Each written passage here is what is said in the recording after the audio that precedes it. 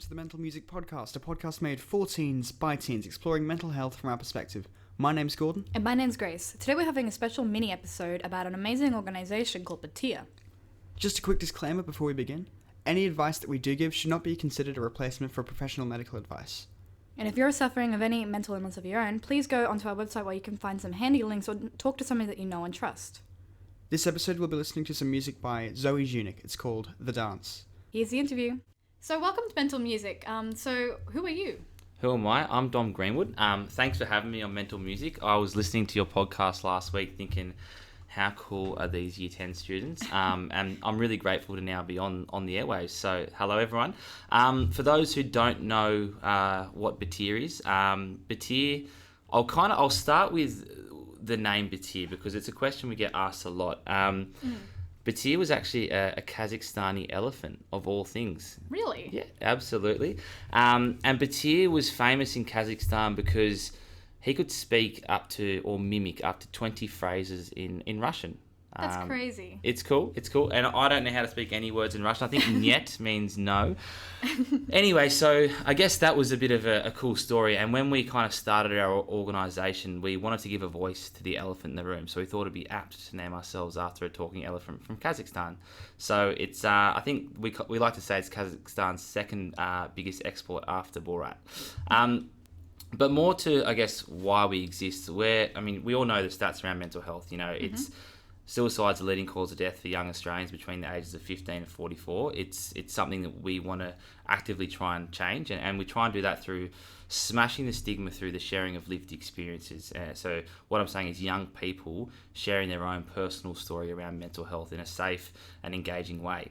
I might take you back to where it all kind of began for our organisation. Please do. Yeah. So I guess it started with Seb, who's our founder, coming up with an interesting name for an organisation.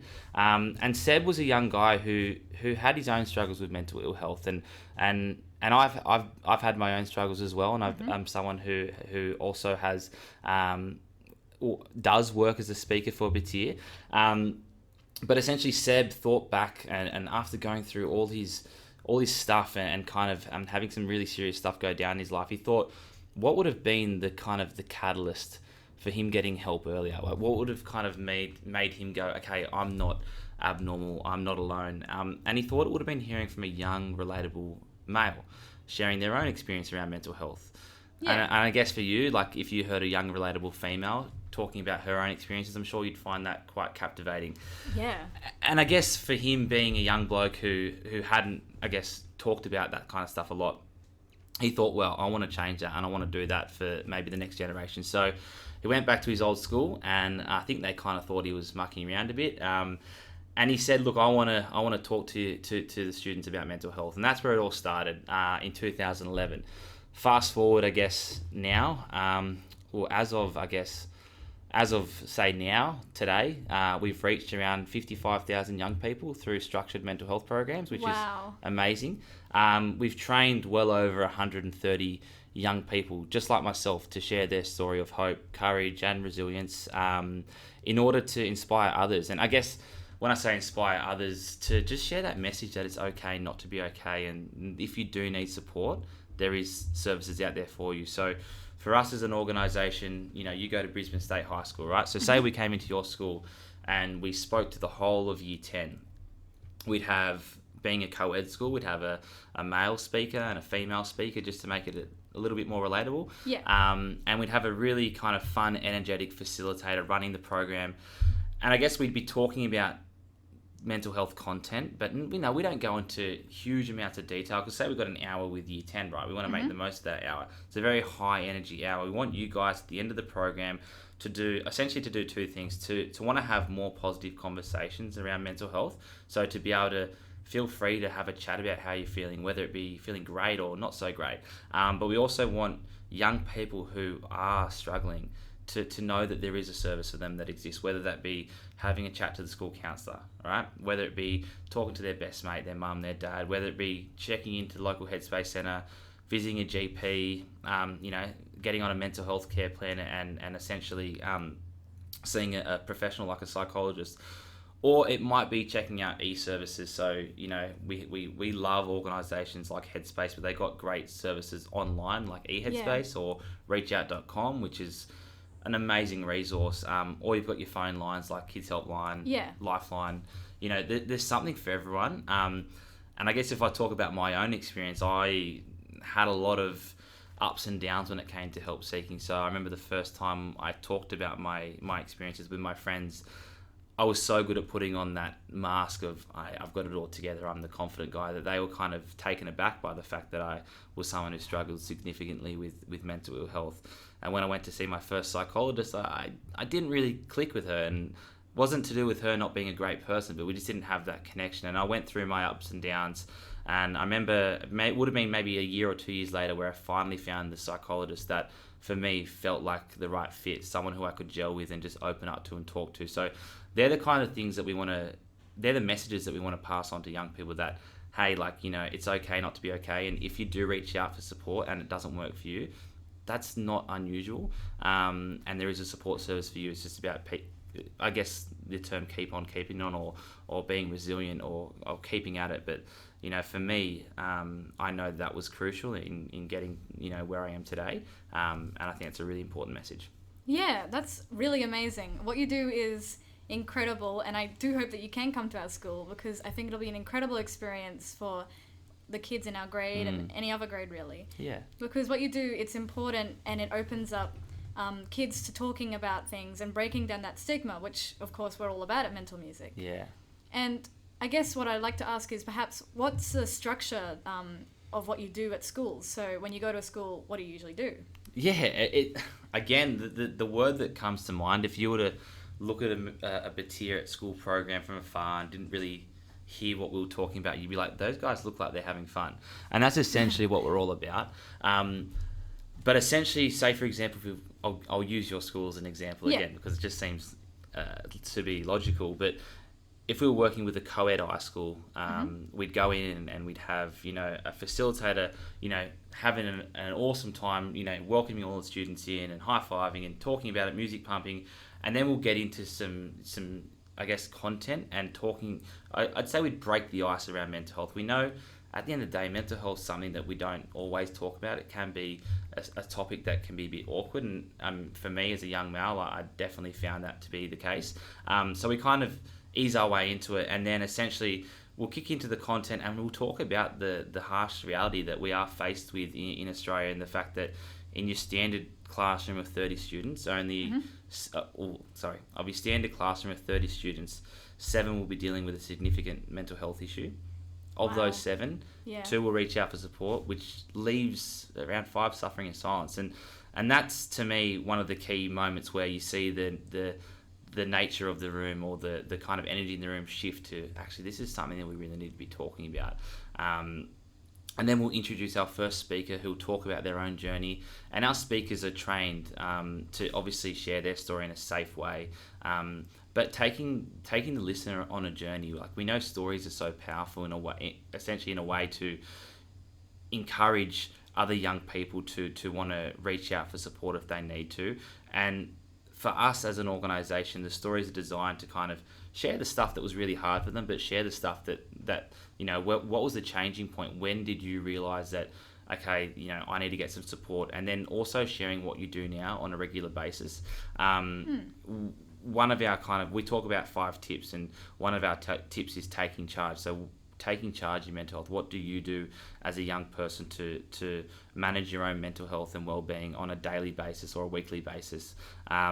Someone like myself, I talk about how I practice gratitude, and how I, for me, at least once a day, I kind of find one thing that I'm grateful for. And some days it's harder than others. I also talk about mindfulness and how I practice mindfulness, which for me, it was something that I kind of took a while to come around to, but it's now that I do it every day, it's definitely something that I'm really, it's a practice I'm really happy that I took up. But also, so generally, like I said, we'll have another speaker speaking and then sharing their story. The facilitator kind of will run through,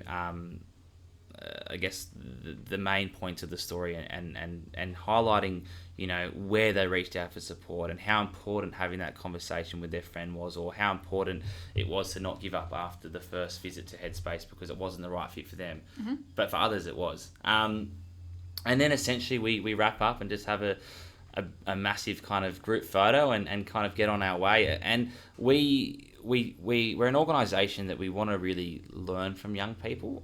So at the end of a program, we'll give out a quick survey, 5 questions, and measure some really key statistics. And last year, we surveyed nearly 13,000 young people. And of those 13,000, 72% said that they would be more likely to seek help after seeing a Batyria School program, which is a pretty amazing statistic. That's an amazing statistic. Yeah, and given the fact that only around 1 in 4, around 22% of Australians, or young Australians, will access support when they need it.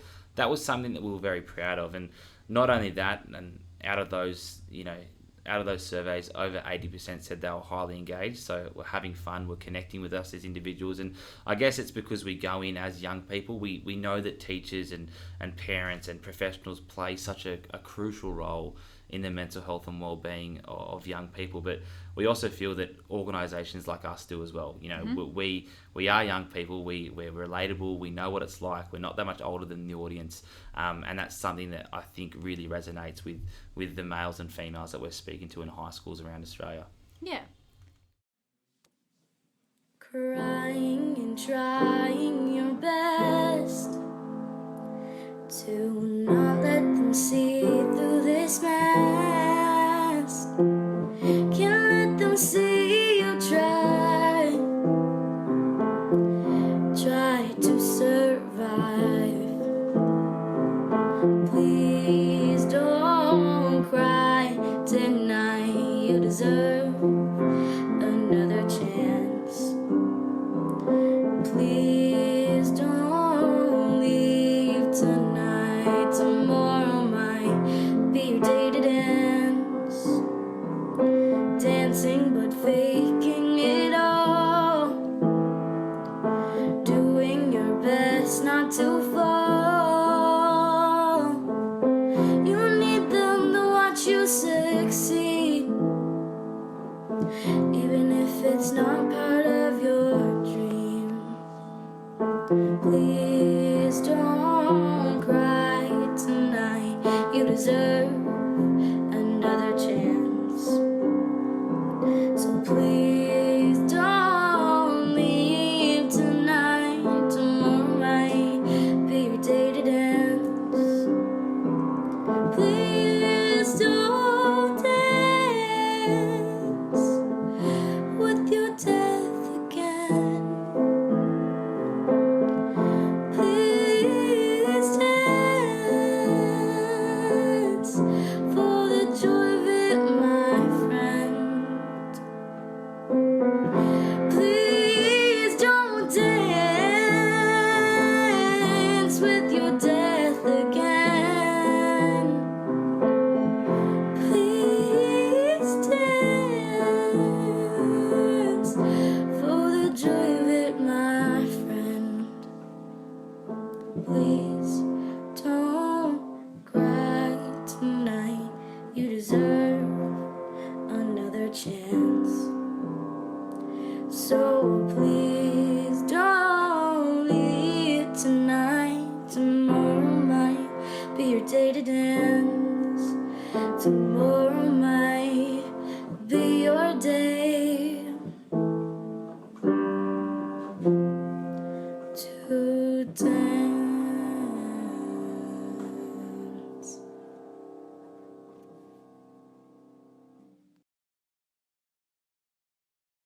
So back to the interview. Dom, I'd like to ask you a question. How did you get into doing stuff at Batyria? Yeah, I mean, Facebook. I know that sounds weird, but I was on Facebook one day and I saw, I'd met Seb, the founder of Batyria, at some kind of event, and I started following him, and Batyria was getting bigger and bigger, and this would have been in 2013, and they were looking for facilitators to join their team, and I thought, I could probably do that. I mean, I didn't know how to do it, but I thought I could probably do that. So I did the training. It was such a small organisation at that point, and I did the training, and then I didn't know a lot about Batyria. I was a bit naive going into it, and then I realised that you know, they have this amazing program called the Being Heard program, which is where young people between the ages of 18 and 30 go in and do a 2-day workshop where they learn how to share their story. And I thought, well, I've got a story, you know, I'd like to do that. So I signed up to the workshop, and I did the workshop, and I'm pretty proud in the sense that, you know, since I remember the first time I went to share my story in front of a group of people, I was petrified. I was really nervous, and it was one of those things where, of course, you're going to be. Public speaking's hard enough it is, but Fair let alone enough. telling people how you feel personally. But since then, I've gone on to speak to over 8,000 young people, Wow. sharing my own story, and that's something that I'm actually really proud of, and I don't think about a lot, because in my role now, I came on board full-time as a school coordinator, so trying to grow what we do in New South Wales, and then I guess more nationally, and now I've moved up into the school program manager role, which is fantastic, and I get to work with amazing people. I mean, I get to work with an amazing human being up in Queensland, Kimbo. She's the Queensland coordinator. Get to work with, you know, Nahar down in New South Wales, Benita in Victoria, Luce in regional New South Wales. It's awesome. I love what we do. I love what Batir does, and essentially that's how I got to be where I am right now. Kind of started just very basically by seeing a post on Facebook, and then now managing an amazing team of human beings based around the country, trying to reach more and more young people. And this year alone, we want to reach over 30,000 young Australians through structured mental health programs.